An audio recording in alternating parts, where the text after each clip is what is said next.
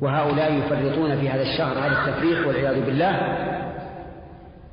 الشيوخ والعجائز تمضي ليلها في المسلسلات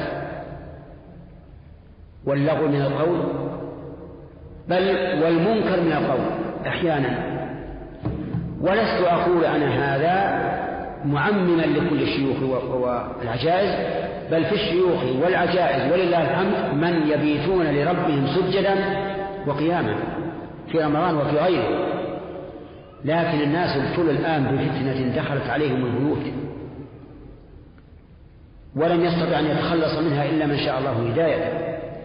فنصيحتي لإخواني أن يتقوا الله تعالى في هذا الشهر وأن يقبلوا على العبادة.